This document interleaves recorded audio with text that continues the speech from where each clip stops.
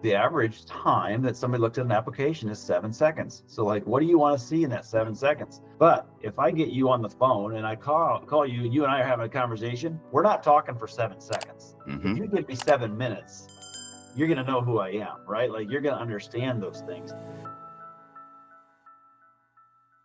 Hi, everyone. Welcome to Veteran CEO Magazine, where veterans lead the way. I'm Jay Hernandez, and today my guest is Tim Hoed. Tim is the founder of Major Talent, an organization dedicated to connecting companies with veterans, interns, and military spouses. And he does that by translating military experience into language that's customized for civilian employers. Tim, thank you so much for joining today. Thanks for having me. Appreciate the opportunity to chat today. So my first question to you, describe that experience in 6 words or fewer for you getting out of the military, and then how you came around to forming Major Talent. Intentional would be the first one. Proactive, a networker, learner, listen, and then be inquisitive as well. So that's my 6-word pipeline.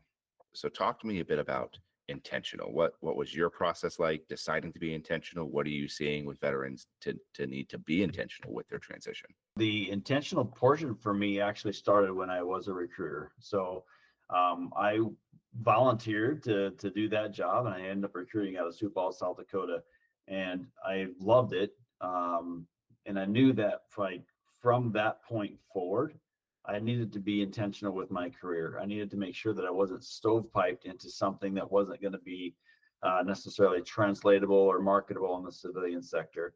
And that really has carried forward with everything that I'm doing. Like even my company now, Major Talent, like everything about it is intentional. The branding is intentional. The platform is intentional, like what it does. So like just it's easy to get washed up into everything that's happening unless you're intentional, right? So for me, intentional is really how I lead most things in my life, with intentionality. It's interesting that you pointed out a lot of that started in the recruiting phase, because if you think about so many of the military veterans and the service members, just joining the military had to be a very intentional act. There's a lot of stories of people who perhaps wanted to but didn't quite follow through on it. But the service member community, I forget exactly what the stat is. It's something like 1 or 2% of the entire population actually ends up serving. That's a very intentional group right there. So do you see similarities with just that veteran community because they had to be intentional to join the military on that flip side? Or do you see kind of it start to fall off there? I look at it from both the onboarding from the recruiting side and then the offboarding as well. So like from a recruiter's perspective, when you onboard, we have to intentionally target people, right? Like we're qualified morally, academically, and physically. So when I'm looking at moral qualifications, I have to be intentional about what those are. Like I need to get people that would be qualified morally, right? Like, with the background, whatever that background is. If there's a criminal background, that's probably not going to be something that we can target, right? So like we have to be intentional with those efforts. The second thing is the intentionality of the academics is also something that's important. So when I was recruiting, I would always look for the most athletic person and the most academic person. And it made me laugh because a lot of the initial conversations was those guys are so far out of your league, they're never going to join the Air Force, right? And I'm like, really? But when I get that one athlete, that's the jock of the class, I always get the entire entourage of athletes, and the same thing with the academics. If I get the smartest person in the class, then everybody else is like, dang, if they're doing that, then I have to do it, right? So like that part has to be intentional. And then the physical, obviously that's another part, like it has to be intentional in those efforts. So like when we separate, like it's literally has to be the same thing, like there's so much intentionality that brought you in. The same thing has to be what we use as we separate. I always use the term like use a sniper round instead of a mortar round, right? So like when we look for those jobs, there's so many of us that we're like, oh man, I can do anything because I had to do everything, and then just lob their resume out there like it's a mortar round. I'm like, if you were intentional about your approach on separating, you're going to get a different result, right? Like if your resume was tailored, if your resume had the skills that are required in the job description, if you intentionally connected and networked with the people that are holding the job, with the gatekeepers, right? So like for me, intentionality, it literally drives your mission. It can, right? I think we miss a lot on that. For our listeners who aren't familiar with Major Talent, just describe a little bit about what this company does for them, and then your background on like how you came to see this need for service members and veterans.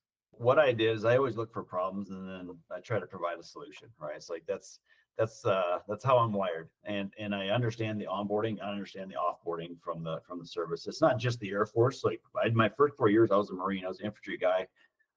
So I got out. But I grew up on a farm, and my ASVAB scores, my mechanical and electrical, I'm in the top 10%. Like, but that's not for me to brag. But what I'm sharing is like after I got out of the Marine Corps and the infantry, everybody's like, oh, you could be a cop, or you could be in security, and I'm like, there's so much more, right?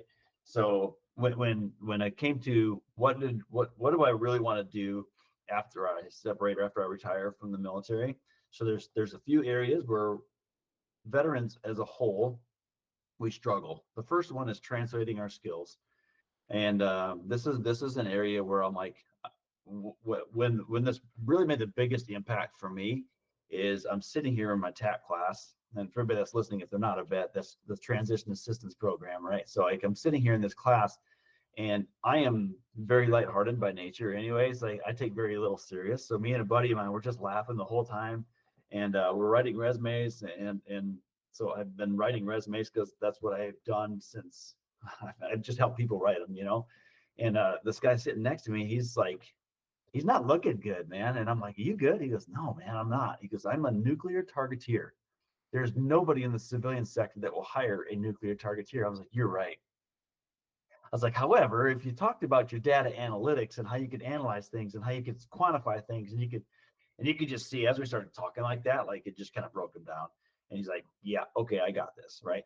So that was the first part, was like, how do we translate those skills from what we actually did to what makes sense on the civilian sector? The second thing is we don't have to write resumes while we're in service. We don't have to do it. So I'm like, that's the very subjective piece that we all have. So I'm like, I want to make sure that we have that. Third thing was interviews. The vast majority of people in uniform, we don't have to interview for the next job, right? So I wanted to make that available, and then the job placement itself. So I wanted to do that. So I said, let's build a platform that literally takes care of all four. So our platform does that. It translates your entire military career into skills-based profiles. We offer a skills-based resume. When your profile is done, click on the resume button. You get yourself a skills-based resume. You could take that, shop it, modify it. We have an AI interview feature that's on the platform, which is amazing, because why would what we're being told in TAP is to go find a job that you don't want so you can practice interviewing. I'm like, that's a waste of everybody's time, so why don't I just have this on the platform? And so we have that now, and veterans can go on there. They can practice interviewing for whatever position they want, which is awesome. And then we also have a job map, which is geotagged, so that every position that our partner employers have, the geotag it. So like as a veteran, if I know, hey, how far away from this job am I can map it out. So it's like a Zillow for houses, but it's for jobs. So everything was intentional about how we pushed this company and how we initially had started to get things going. So yeah. Something that we've certainly heard here, but before at VCEO, is just talking about that runway needed before getting out and trying to look at that, and how that can be a challenge at different points in your career. Somebody who does 20, 30 years, they might be able to have a 3-year runway, but somebody who just does 4 years, 3-year runways their whole career, essentially. Right. Yeah. But knowing that, and I think this is kind of where we're getting to your second word of proactive, being able to take that proactive approach, knowing what your time in the military is doing, and understanding that there will eventually be a transition, whether you're going to be a short-term, single enlisted, single commission term, or if you're going to do a whole career. But there's ideally going to be that transition process at some point. So talk to me about the proactive approach. on this? Proactive is it's definitely it's that like what's next, right? So like we plan everything we do is we plan forward.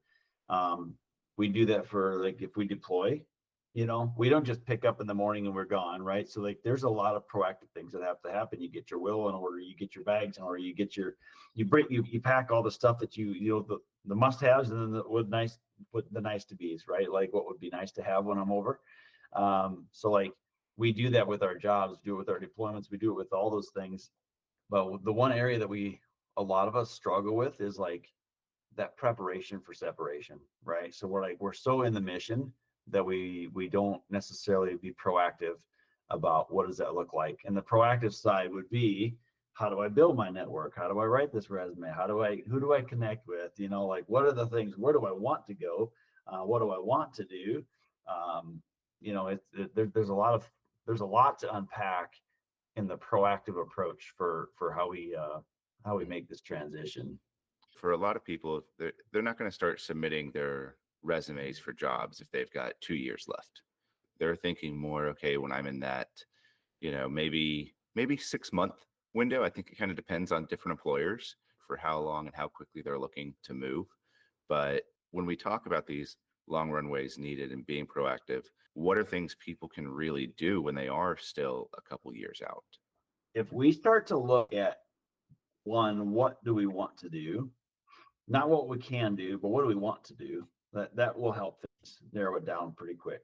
The second thing that I always ask is like, what industry do you want to be in? Because if you're a project manager in a bank versus a project manager in a construction company, those are two different industries. They require different skill sets. So these are things that we have this thought of when we separate. Because I led and managed people, I should be a human resources manager, right? Like if I quantified most people coming out of the military, like they all want to be HR managers and project managers. I'm like, I get it, but why? So I always dig into the why. So like if we're proactive, another thing, like what do you want to do? Where do you want to be? And then what industry do you want to be in? And then what are those companies in that industry that you would target, right? So not necessarily like what are the biggest companies. We all know what the big names are, but the big names also has the most bureaucratic tape to cut through, right? There's more frustration that comes from saying, hey, I'm going to go work for company X. I'm not going to call anybody out, but it's like so hard to get in there. Yeah, because everybody wants to get in there, right? So like understand the other companies that are in that industry and in the same space. They may not be as big, but they have more flexibility and they have more upward mobility. I love that your next word here is networking, because what I have found a lot of times is maybe I don't even know what some of those companies are, but by starting to get networked with people in those companies, then I can start to figure that out. I learned so much about my personal transition when I started to meet more people who had gone through it, and I saw, okay, well, where did this person land? Well, so-and-so stayed at this job for a couple of years, and then they moved to this other company I hadn't heard of. What's that company? And I learned a bit more on that. So that was, and I'll tell you right now, like, I hate networking. It's exhausting. Like it is physically exhausting, right? Yeah, for me. But every single person, every single like career counselor I've talked to just talks about the value of networking, and you chose this word for a reason. So what's your perspective, your advice for people on networking and being a networker? I think a lot of times we overcomplicate what does this word mean? Build your network, grow your network. And then you're going to see the business side where people like your network is your net worth, right? So like we get all those, but what does that actually mean, right? So break it down to, it's very simple. If I'm in a service and I need to go to supply, if I have that one person in supply that always helps me out, guess what? You built your network because that's your go-to person, right? So then you're like, hey, how can I help you? What do you need? You're helping me. How can I do you a solid as well? You do it. We do this and we don't even think about it, right? So I know one of the jobs that I did is I had the dining facilities underneath me, and it was awesome. But you know what's funny is because when you talk to a maintainer that's coming through the line, they're like, "Oh yeah, Airman so and so was on the grill today. I know I'm getting hooked up, right?" So like they still do portion control, but sometimes it's different because there's a smile that goes with your eggs, or or maybe how they make things are a little bit different. Like, but that's your hookup inside, right? So you're like, hey, my friend is coming through, can I help him out? Like, we do that internally, but when we think about, oh, we got to network to get that next career, a lot of us are like, oh my gosh, what does that mean? I got to learn a whole new skill. No, you don't. You're already doing it. You know, it's like, just reach out to the other companies that, like, if you identify where you want to go, what you want to do, and all the things that we talked about on the proactive side and the intentional side, the networking is going to happen. So then just your veterans that are in there and be like, hey, I'm coming out of here. I need to have a conversation, right? Who's the hiring manager for this? Can you get me a conversation? Can you get me in the door? Who should I be talking to, or who should I avoid, right? Like, people have no problem telling you who to talk to and who not to talk to. So it's just a matter of, like, we just have to ask the question. I had a really interesting conversation with somebody recently. He did 20 plus years in talent acquisition. My questions to that person were trying to pick that brain on how does somebody really break through the clutter? Like, what is it that on the corporate side you're looking for? You know, when you have all these different resumes and all these different tools to kind of cut that stuff out. And they mentioned something that I thought was really interesting. You can find out who the recruiter is and reach out to them, which kind of surprised me a little bit, because from my perspective, I assume, man, if I'm a recruiter and somebody's just reaching out to me on LinkedIn and sending me messages, I'm probably going to get a ton of those. How do I keep that from just becoming the next amount of junk? And he framed it in this conversation about networking, but specifically kind of already hitting the things you've talked about on being intentional and proactive. He said, I was never looking for someone who was just asking me how to do it, but rather somebody who has already taken these steps and is then reaching out to me, just trying to see, hey, like, I see it requires this specific check mark. And in this case, we were talking about degrees. Yeah. He was like, I've got 20 years of experience, but I don't necessarily have that piece of paper. Would you still think my experience is relevant? And it was so fascinating. And he was like, absolutely. Then send me your stuff versus going through that system that's going to automatically turn it down. But by framing it that way, it's networking, it's cold calling, two things that are very difficult to do. But all of a sudden, a door that normally would be closed by doing the normal process now has just that little gap. It's difficult, but that's one of those things that networking can help you do. That's the human nature, is if somebody's having a problem, by nature, we want to help that person. I think veterans have this amplified, like, you're a vet, I'm a vet, you need help, let me help you. So, like, we're in a world today of, like, everything is all systems and processes. So, like, some companies, they'll open up a job and they'll say, cap this. USA Jobs does this. They'll cap it at like 500, because the reality is, whoever's going to be screening those 500 applications, the average time that somebody looked at an application is 7 seconds. So, like, what do you want to see in that 7 seconds?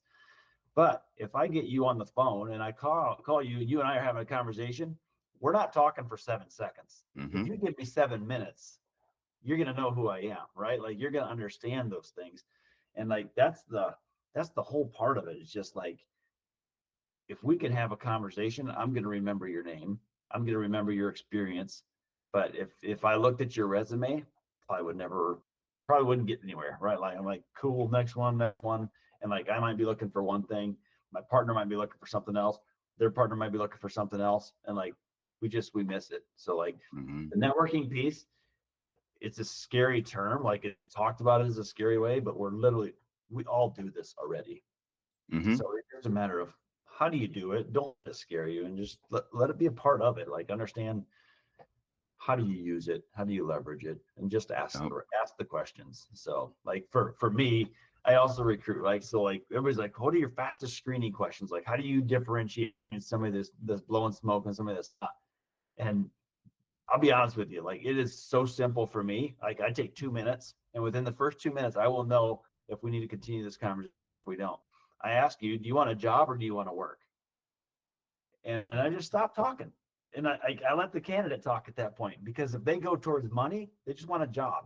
If they don't go towards skills, they want to work, right? So, like, understanding that in your network as well, right? Like, okay, so this person wants to just leverage me for financial gain. This person really wants to leverage me for professional gain, right? So, like, understand, ask the right questions, think about what those questions should be and how they could be leveraged, and then just, yeah.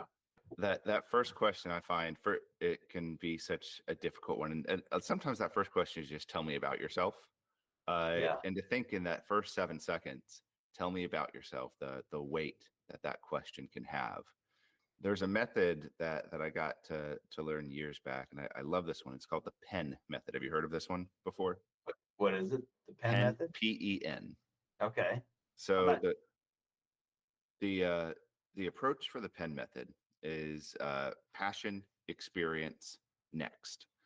So Okay. when somebody asks you, tell me about yourself, who are you, what are you doing, and it's again usually right there at the very first question, you lead by telling people what you're passionate about. Yeah. That's what you're there. Like, what is it that drives you when you wake up in the morning? What is it that you're wanting to do?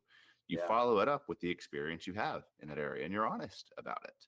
Yeah. Whether it's I volunteer on this and I really like that, and I want to get more into it, or I've got 20 years doing this.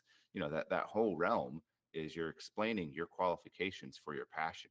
And Mhm. then that last part, closing out, what's next? I want to take my passion, my experience, and translate it into this next step on there. Yeah. All said, you should be able to say that within 30 seconds. Right. We were given a whole minute to do it, but I think if you really know what your passion is, and you can boil down your experience to a couple of those bullet points, it's I tell everyone I know, use the pen method on that question. For the first question at least. Um, and I've been on the opposite end of that where I get the first question and there's just so much background and it overwhelms me. And because I didn't have that like focus on how to do it, I just started, Yeah.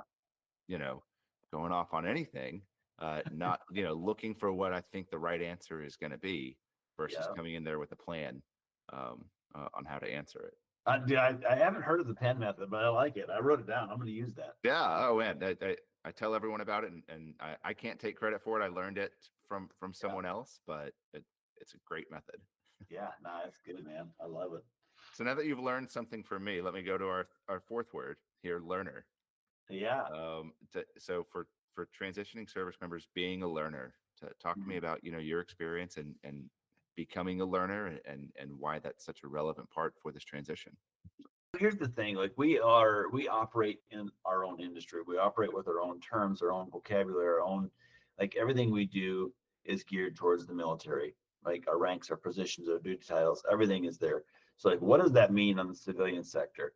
So like here's the thing too, like something as simple as opening up a Google account, like learning how do I use Google Forms or Google Sheets, an Excel document, because DoD's contracts with Microsoft, so we're all using that, right? Um, I've had I've had a lot of vets that are like, "Can you help me out with sheets or notes?" I'm like, "Yeah, what do you want to know?" Like things like that. Just ask questions. How do I learn about this? What do you need to know? There's so many classes, there's so many courses that are available. A learner, not just like to or make yourself more marketable, but just to understand as well, right? So when people talk about, hey, what's if there's something new that's going on in the industry, like, hey, why is that important? Why is that relevant? So I think we kind of get away from that too much because especially on an interview type of thing where we expect to, we're expected or we think that we're expected to be the subject matter expert. No, like if we don't know, just say, I'm not sure what that is. Why is that important? When you ask why it's important, then you really get to find out like, are there similarities that maybe I already have to this that I just haven't highlighted? So Hmm. That's such an interesting thing from the person like looking for that job, and you're supposed to be like the most qualified person to be this expert on there, to then kind of take a step back and realize there's going to be things that I maybe don't quite know. And I've even heard things where this prevents some people from applying for jobs because they're like, oh, there's stuff that I don't know, but I would need to know. Something that I've heard from countless leaders is they would rather teach someone how to do the job but have the right person there who wants to learn versus somebody who thinks they already know it all, who will then, you know, let that impede them from being able to adapt while they're there on the team. we see that too, like even in our roles, like we always like if somebody has 80%, like if I am onboarding a company, I will ask them, are you looking for 100%? or are you looking at 80%? Because if you're looking at 80, what are you wanting to compromise on? So like I'll ask that as a recruiter. I'll pick up the phone. I'll do the cold calls like you mentioned before. But that's where a lot of people don't want to do it because it's so far out of their comfort zone. But if you're in an interview and they're talking to you, they're like, "Do you have any questions for me?" Like that's a great interview question. Like, are you guys hiring 100% or 80%? And if you're hiring 80%, what's that 20% that you're willing to compromise and teach somebody on? And that will tell you probably more about the company and more about the person. Because if they don't know, you're walking into a hot zone, right? Oh, it's such a good point too, is understanding that during the interview process, you're also interviewing the company. Yeah. It's a two-way street. Oh, it is. But you know what? We go down that path of almost desperation, and we're like, oh, I need this job, or whatever. So, which my other word was listen, right? Like learning, listening. Like listening is my next one. There is like understanding, like right when you're trying to learn from them, but also listen to what it is that they're actually saying. Like why are you saying the things that you're saying, and is it really important? Is what I'm saying matter? Because if you're following it up with a clarifying question, did I not say it, or did I say it and you just didn't hear it? Like what happened on that? Any tips for people just on being a good listener in this job search process? I think that we all talk about that. Like a lot of our leadership academies, and like NCO Academy does this, and like some of the officer academies, they do the same thing, where they say just ask the question back, because one, it engages you back. It lets them know what you heard. Um, that's for me. I find that is the easiest, right? Like because I don't necessarily do a great job of listening all the time. I will admittedly say like that's probably a area of improvement for me. So, but it's like we have to listen, right? Because if I don't listen, I don't give you the answers that you're asking. I don't give you the products that you're looking for. I don't give you the results that you're looking for. So this is why I'm like, hey, can I clarify that? This is what I heard. Is that what you want? Type of thing. So for as we go through, like if that's an area of weakness for us, just understand what that weakness is and really dig into listening to what they're saying. And because again, we don't, as humans, don't like to talk about our problems, right? But when we are interviewing for something, we're interviewing to solve somebody's problem because they have an opening, right? Like they're not just going to hire people because we want to hire people. It's a good thing. It's a nice thing. Like, no, we have a problem and you're a potential solution, right? So like if we don't listen to what their problem really is, and that's okay, right? So like when I do sales, I try to go why 3 deep. I'm like, why is this? Why is that important? And then what, like I try to do that. But it's the same thing. If we can ask the same thing from an interview perspective, and if we're listening, why is this position open? Why is it important to fill it? Like why are you talking to candidates with my experience with it? Like you're going to find out if they're actually trying to solve the problem or if they're just checking a box on somebody that had left, or if they hadn't. So like when you start asking those types of questions, and I know that feels way off track for people, but it's super helpful. It could also help just with the standing out aspect of somebody who is deep diving into the whys. That's going to stand out more than somebody who just straight answer if they've got lots of candidates who have the different ones on there. It leads to your final point here on listening, but being inquisitive, and the importance of being inquisitive as you go through this transition process. Yeah. Talk to me a bit about why that you chose this final word. I have kids, man. My kids are a little bit older now, right? But when they were young, I always tried to like not shut them down when they kept asking why. So I think that there's a time where you could figure out when you're saying why just to try to be funny, and when you're saying why because you're really trying to understand. So like the more questions that you can ask, if somebody is willing to give you their time, right? So like these things all tie together for me. Like I will intentionally look for people that have expertise in the industry. So we talk about folks, and if I can back up a little bit on these and just kind of tie them together, like when I talk to folks that are in the industry, we say, talk to a recruiter. And normally what we think of is we're thinking a corporate recruiter, right? But what happens when you talk to an executive recruiter?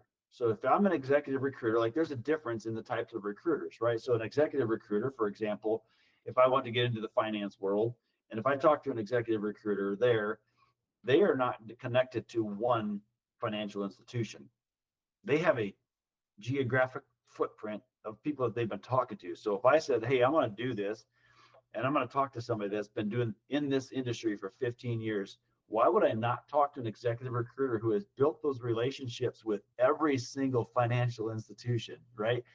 And I can dig into those. So like I'm intentional about who I'm talking to. I'm asking the questions, I'm listening, but I can keep digging in. Like the inquisitive side of asking the questions. If somebody's going to give you time, buy them coffee. Like it's the best $2 you're going to spend, right? Buy them coffee, because then, you know, they're not, you're not just milking them for everything they're worth. You at least gave them a cup of coffee, but then ask them the questions, like dig in. Why is this important? Why has that been a pain point?